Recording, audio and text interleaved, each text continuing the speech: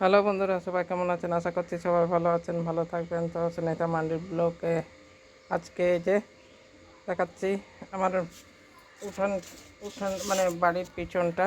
এই যে কত তেজপাতা পড়ে আছে, তেজপাতার ফুল পড়ে আছে। দেখুন কীরকম নোংরা হয়ে থাকে আমার বাড়ির পুরো পিছন দিকটা। এই যে পাশের বাড়ি গাছ আছে, তেজপাতা গাছ, আম গাছ, কত রকম গাছ আছে দেখুন।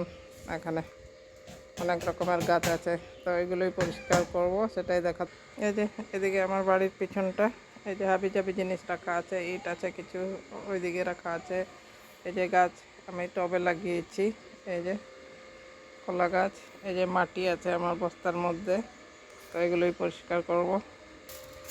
এই যে এদিক থেকে সব পাতাগুলো ওইদিকে নিয়ে যাই। তো ঠিক আছে, আমি ঝাড় দিয়ে নিই, তারপরে আবারও দেখাচ্ছি।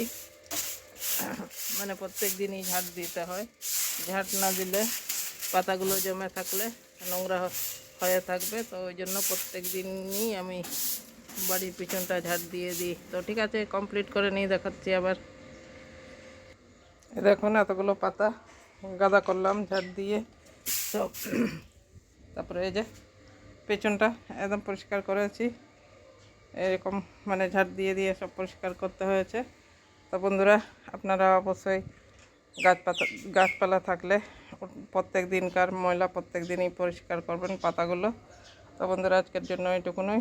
এই যে সামনের দিকটাও দেখাচ্ছি, সামনের দিকটা ওই যে পাতা পাতা পড়ে আছে, এই দেখো কত পাতা পড়ে আছে।